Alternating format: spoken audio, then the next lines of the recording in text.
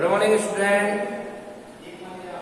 वापस आज हम अपनी क्लास में आपके सामने हैं और हम पढ़ रहे थे बेटा संविधान के बारे में। संविधान के बारे में हम बहुत कुछ पढ़ चुके थे, बहुत सारी जानकारियां आपको संविधान संबंधित प्रोवाइड करवाई गई थी और संविधान क्या होता है, कैसे उसका निर्माण होता है, संविधान क्यों आवश्यक होता है, ये बहुत सारी चीजें हम पढ़ चुके थे। और भारतीय संविधान के बारे में भी बहुत सारी जानकारी आपको दे चुके थे, जिसमें भारतीय संविधान का निर्माण था, भारतीय संविधान से संबंधित जो सभाएं आयोजित की गई, बैठकें आयोजित की गई, उनसे संबंधित बातें आपको बताई गई, किस प्रकार से मूल संविधान में कितने कौन कौन से भाग, कौन कौन सी चीजें शामिल की गई, तो इन सब बातों के बारे में आपको बताया गया था। आज वापस से हम उसी बात को आगे क्रमानुसार आगे बढ़ाते हुए हम अगली क्लास में आपको नए टॉपिक के साथ पढ़ा चलेंगे। देखिए, सबसे पहली बात तो है कि जो हम अब तक पढ़ चुके थे कि 26 जनवरी 1950 को भारतीय संविधान लागू हो चुका था। 26 जनवरी 1950 को भारतीय संविधान लागू हो चुका था। लेकिन अब बात आती है कि 26 जनवरी 1950 को भारतीय संविधान लागू हुआ था, लेकिन कुछ अनुच्छेद जो थे वो 26 नवंबर 1949 को ही लागू कर दिए गए, जिस दिन संविधान पारित किया गया था। यानी कुछ अनुच्छेद 395 में से कुछ अनुच्छेद ऐसे थे जो कब लागू कर दिए गए, 26 नवंबर 1949 को लागू कर दिए गए, जब भारतीय संविधान को स्वीकार किया गया, पारित किया गया और भारतीय संविधान सभा के द्वारा उसको अधिनियमित और अंगीकृत कर दिया गया था। अब वो अनुच्छेद कौन कौन से थे, सबसे पहली बात तो इस बारे में बात करते हैं। देखिए, यहाँ पर एक नोट डाल लिखेंगे और नोट क्या है, वैसे तो भारतीय संविधान, वैसे तो भारतीय संविधान 26 जनवरी 1950 को लागू किया गया,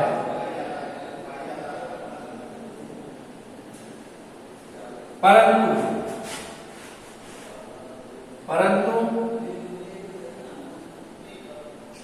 395 अनुच्छेदों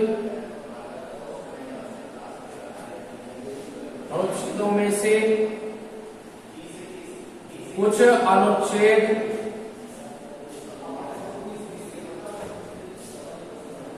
26 नवंबर 1949 को ही लागू कर दिए गए।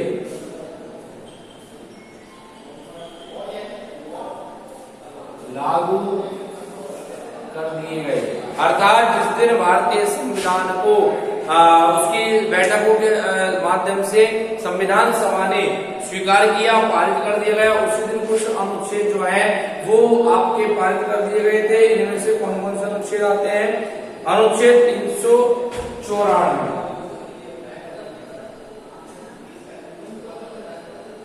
अनुच्छेद 394, अनुच्छेद 394 उसी दिन पारित कर दिया गया और यह अनुच्छेद तथा इसके साथ साथ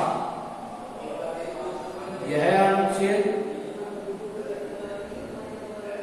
तथा अनुच्छेद, यह अनुच्छेद तथा इसके साथ साथ और कौन से अनुच्छेद, 5,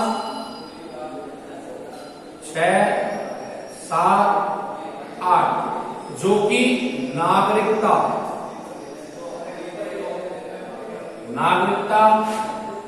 से संबंधित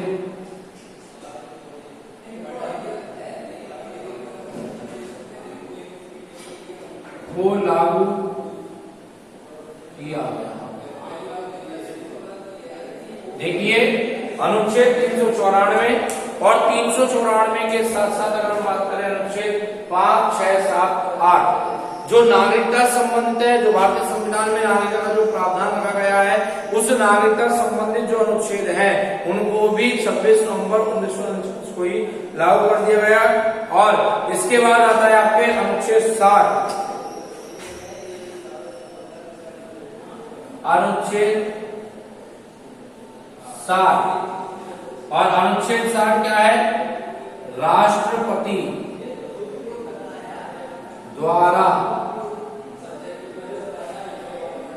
शपथ, राष्ट्रपति द्वारा शपथ जो ली जाती है, देखिए, और जो शपथ है अन्य लोगों की अलग है। राष्ट्रपति द्वारा जो शपथ ली जाती है अनुच्छेद 60 में है, और अनुच्छेद 60 के अंतर्गत जो शपथ की बात आती है राष्ट्रपति की, वो 26 नवंबर 1949 को ही अनुच्छेद को लागू कर दिया गया। इसके बाद आता है आपका अनुच्छेद 324, अनुच्छेद 324, और अनुच्छेद 324 में क्या है? निर्वाचन आयोग। भारत का जो निर्वाचन आयोग है वो अनुच्छेद 324 में है, और अनुच्छेद 324 के आधार पर निर्वाचन आयोग का निर्माण किया जाता है। और ये निर्वाचन आयोग से संबंधित जो अनुच्छेद था वह 26 नवंबर 1949 को लागू कर दिया गया था। इसके बाद आता है आपका अनुच्छेद 376 और 366 अनुच्छेद 366, 367, और ये है आपके प्रकरण संबंधी। प्रकरण संबंधी मतलब किसी प्रकार का संशोधन की अगर होता है, कोई भी परिवर्तन अगर होता है, कोई भी कमी उसमें रह जाती है, तो उससे संबंधित जो अनुच्छेद 366 और 67 है, जो कि 26 नवंबर 1949 को इसको भी लागू कर दिया गया। इसके बाद आता है आपके अनुच्छेद 379, 379, 380, 388, और 388 के बाद आप क्या आता है? 391, 392, 392 के बाद आपके आता है, ये आता है आपके अस्थायी संक्रमणीय प्रावधान, अस्थायी या संक्रमणीय प्रावधान। तो ये जो अनुच्छेद है ये भी आपको मिलेंगे। 26 नवंबर 1949 के अंतर्गत इनको लागू कर दिया गया था। इसके बाद आपके आता है अनुच्छेद 393, और अनुच्छेद 393 जो है वो भी बहुत महत्वपूर्ण है। अनुच्छेद 393 आपके इसके अंतर्गत ये बताया गया है संविधान का संक्षिप्त नाम, संविधान का संक्षिप्त नाम। और संक्षिप्त नाम क्या है संविधान का? संक्षिप्त नाम है भारत का संविधान, भारत का संविधान। तो इस अनुच्छेद को भी 26 नवंबर 1949 को लागू किया गया। यानी ये संक्षिप्त नाम की जो बात कर रहे हैं, ये संक्षिप्त नाम जो है वो भी 26 नवंबर 1949 को लागू कर दिया गया था। इस प्रकार से ये बहुत सारे महत्वपूर्ण जो अनुच्छेद हैं आपको बहुत बताए गए। जो सभी अनुच्छेद कब लागू किए गए थे? जो सभी अनुच्छेद कब लागू किए गए थे? 26 नवंबर 1949 को। यानी कि 16 अनुच्छेद जो है आप देख लीजिए, 1, 2, 3, 4, 5, 6, 7, 8, 9, 10, 11, 12, 13, ये 14, और एक ये 394, इसके अंतर्गत ये सभी लागू किए गए। तो ये 15 अनुच्छेद जो है, ये 15 अनुच्छेद 26 नवंबर 1949 को लागू किए गए, जबकि बाकी के 380 जो अनुच्छेद हैं ये कब लागू किए गए थे? 26 जनवरी 1950 को भारतीय संविधान के लागू होने के साथ ही इनको लागू कर दिया गया था। अब ये तो आपके वो सब अनुच्छेद है जो आपको अभी बताए गए हैं। अब इसके बाद आता है आपके कुछ नोट यहाँ पर दिए गए हैं कि भारत के संविधान के प्रारंभ की तारीख, भारत के संविधान के प्रारंभ की तारीख, यानी भारत का संविधान क्या प्रारंभ किस दिन माना जाता है? तो भारत के संविधान के प्रारंभ की तारीख मानी जाती है 26 जनवरी 1950, 26 जनवरी 1950।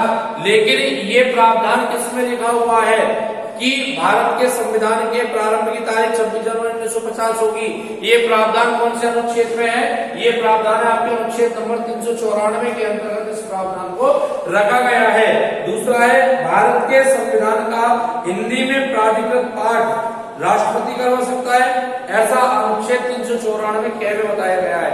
यानी कि जो संविधान का जो पाठ है वो हिंदी में करवाने का जो अधिकार है वो केवल राष्ट्रपति को है, और ऐसा प्रावधान अनुच्छेद 394 क के अंतर्गत रखा गया है।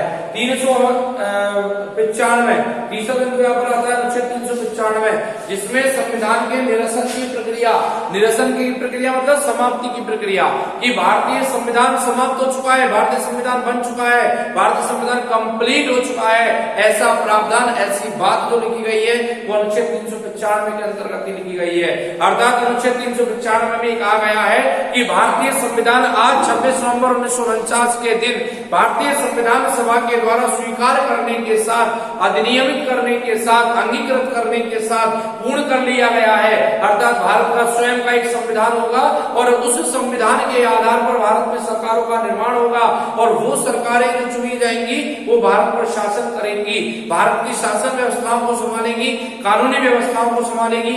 ये सब बातें जो शामिल की गई है वो आपके अनुच्छेद 395 जो भारतीय संविधान का अंतिम अनुच्छेद माना जाता है, 395 के अंतर्गत ये सब बातें शामिल की गई है। अर्थात भारतीय संविधान, जैसा देखिए मैं आपको एक बात यहाँ पर नोट करवा देता हूँ कि कई जगह, कई किताबों में, कई टीचर्स के माध्यम से आपको बताया जा सकता है कि भारतीय संविधान में अनुच्छेदों की संख्या 445 हो चुकी है, 466 हो चुकी है। वह बिल्कुल गलत है, वह बिल्कुल गलत है, क्योंकि भारतीय संविधान में स्पष्ट रूप से लिखा गया है कि भारतीय संविधान के अंतर्गत अनुच्छेदों की संख्या न बढ़ाई जा सकती है न घटाई जा सकती है, उसके उपभाग किए जा सकते हैं, बढ़ाई जा सकती है न घटाई जा सकती है, उसके उपभाग किए जा सकते हैं। अर्थात इसका मतलब क्या है कि अनुच्छेदों की संख्या न 394 हो सकती है न 396 हो सकती है, लेकिन उसका उपभाग का मतलब जैसा अनुच्छेद 51 के, अनुच्छेद 394 के, इस प्रकार से के ABC, इस प्रकार से हम इसके उपभाग कर सकते हैं। लेकिन लोग उसको क्या मान लेते हैं कि अनुच्छेद बढ़ गए।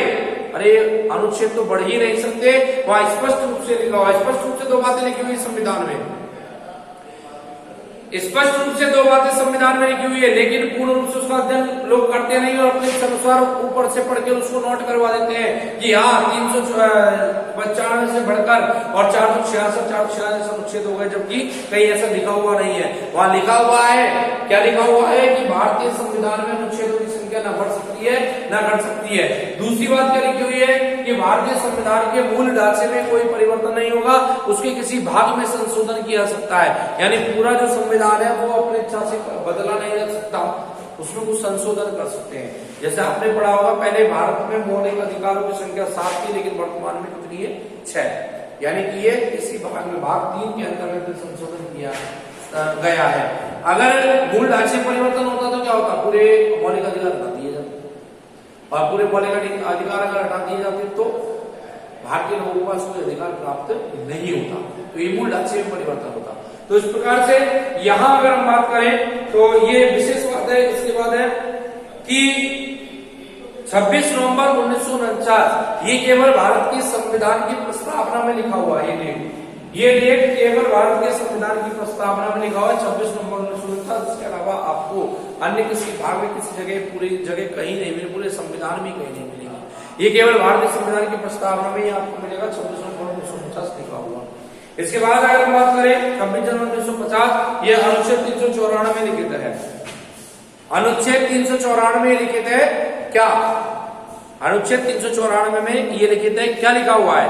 ये आपके लिखा हुआ है 26 जनवरी 1950, यानी ये जो डेट है ये भी आपको अनुच्छेद 394 के अंतर्गत ही आपको देखने को मिलेगी। तो ये कुछ विशेष बिंदु यहाँ पर आपको बताए गए हैं, और ये यहाँ आज आपका भारतीय संविधान का निर्माण जो है वो कंप्लीट हो चुका है। अब आगे जब आप पढ़ेंगे तो भारतीय संविधान के निर्माण के अंतर्गत कौन कौन से देशों से कौन कौन से स्रोत शामिल किए गए, कौन कौन सी बातें शामिल की गई, भारतीय संविधान में मौलिक अधिकार कहाँ से लिए गए, कैसे उनको लागू किया गया, मूल कर्तव्य कब जोड़े गए, नीति निर्देशक कर्तव्य क्या है, भारतीय संविधान के 22 भाग, पार्ट ऑफ इंडियन कॉन्स्टिट्यूशन।